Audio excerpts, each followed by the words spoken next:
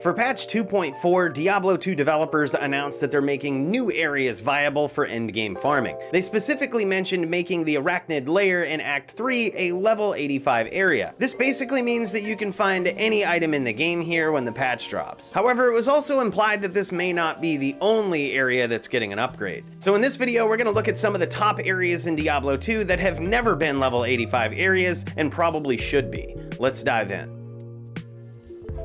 Level 85 areas are highly sought after magic finding areas for players, so it's good to have a new one. They are not only good for magic finding, but they're also good for leveling. They consist of some of the hardest monsters in the game, and people build entire characters around farming certain ones. Typically, players will aim for areas that can spawn the most amount of unique monsters in them while also having some considerable monster density. And while it's good to have new level 85 areas, if they're not on par with places like Ancient Tunnels or the Chaos Sanctuary, players will just go back to the old ones anyway. Arachnid Lair is sort of sparse with the amount of unique monsters that can spawn in it, and also the monster density is very low. But there are areas that go unnoticed or unfarmed in the game that, if they were level 85 areas, players might actually go after them. If you don't see an area on this list, it's because it's very similar to another area in that act that's already on this list, or similar to another level 85 area that's already in that act. Let's start with Act 5. Scattered throughout Act 5 are red portals that seem to be super important. Unfortunately, none of them are. The Infernal Pit in the Frozen Tundra, along with the Pit of Acheron in the Ariat Plateau, are a couple of them. In fact, these areas are so underfarmed that they were actually repurposed for the Furnace of Pain Uber level, and practically nobody noticed. There is a third portal, however, which I believe should be a level 85 area, if not all of them. And that area is Abaddon. This secret red portal can be found in the Frigid Highlands and contains various types of monsters with many immunities. Although ghosts can sometimes pop up which are lightning immune, this area is otherwise a phenomenal farming area for a lightning sorceress who doesn't have infinity. Whereas lightning skills are getting a bump in this new patch, this could be a good 1-2 punch combo. The monster density is pretty decent as well. Additionally, with a name that translates literally to Place of Destruction or Underworld Abode of Lost Souls, there's no reason this area should only be level 81. Next up in Act 5 is the Halls of Vought. Before the Tomb Viper poison clouds were patched in D2R, players were absolutely terrified of this area. When a Viper could damage a player to death in a fraction of a second due to a glitch, all classes approached the mini-boss in this area with extreme caution. But the surrounding monsters were only level 84. While that's still pretty decent, it doesn't really make any sense when you consider that the mini-boss Neelathok is level 95. Perhaps even the monsters in the upper level, or Halls of Pain, should also be level 85 to bring back the feeling of danger in this area that players have become so accustomed to.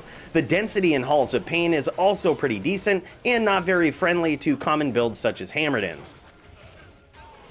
Next up is the Drifter Cavern in Act 5, or the Icy Cellar. They practically look the same. These areas provide a different place for a fire sorceress to farm other than the dog shit mausoleum that they're practically pigeonholed into with that build. These areas look much like the Frozen River from the outside, but when you enter them, it kind of turns into a monster dueling arena. The right strategy can get you through it, but players on a budget need to approach these circular rooms with caution. Much like the red portals in Act 5, these places always have a super MF chest at the end of them. Making these area level 85 would likely encourage people to explore different areas of the game and possibly even tailor new physical and fire builds around them. Moving on to Act 3. The Swampy Pit is located just off the Great Marsh waypoint. While it's sort of similar to the garbage monster density of Arachnid Lair, it does contain a lot of gloams or souls and Stygian dolls. These are some of the most dangerous monsters in the game. While making this area level 85 may not encourage many more people to go in for a visit, it would definitely make sense for it to be.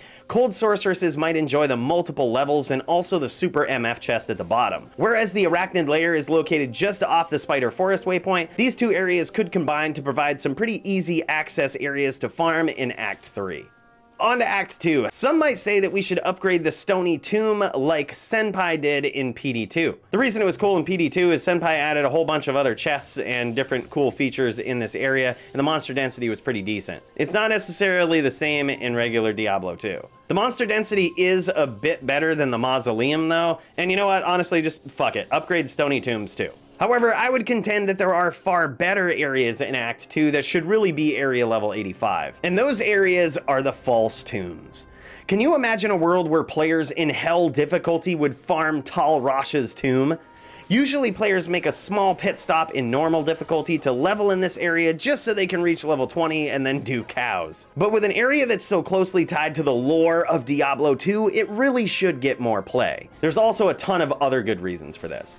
First, the area isn't very friendly to hammered ins because of all the magic immunes. So if you're one of those people that's sick of having to get a hammered in for the end game, well then making this area level 85 could suit you very well, because it would mean people who are farming in the end game would need to explore different builds to farm this area efficiently. Secondly, this area doesn't rely on players having teleport. Any player who reaches the canyon can simply walk from the waypoint to the tombs and progress through a very monster-dense area on foot. This is one of the best ways, in my opinion, to encourage players to seek other endgame rune words besides Enigma in order to feel complete with their non-sorceress build. And hell, while we're at it, we could consider making the True Tomb area level 85 as well. While this would make typical playthroughs a little more difficult, it would reward players preemptively for going after the act boss Durial when farming. Durial is currently the most underfarmed boss in the game, and not just because his drops are absolute dog shit. Unless you want to risk getting banned using a map hack program, there's actually a bit of a process involved in even finding where this guy is consistently. Players will probably work towards doing C-Bail runs to level eventually anyway. However, if this was a level 85 area, it could prove to be a new meta for leveling in Hell difficulty. One more area I want to talk about: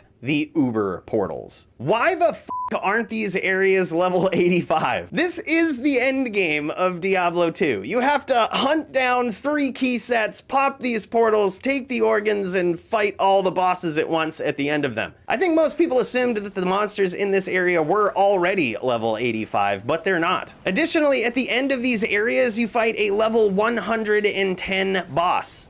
And sometimes at the beginning of these levels you do. But players rarely ever farm the other monsters contained in these areas. Back in the early days of their existence, Mephisto's minions were actually higher than level 85, but they were quickly nerfed of all their experience bonuses when people just used them to G-Uber or G-level all the way up to level 95 just by going AFK for 6 hours. That situation was a little different because Meph would just keep spawning monsters for you. But the ones contained in the non-Tristram Uber portals, these guys should be at least level 85, and I would actually contend that they should be a little higher. If we're going with 4-month ladder seasons, this is a spicy way for players to level and farm amazing gear. Imagine if the lesser monsters in these areas were, say, level 90. This adds a natural progression to the game that goes beyond doing chaos and bail runs after a certain point. This type of diversity could be key not only for reaching level 99 the fastest, but also for building characters that can effectively destroy groups of monsters,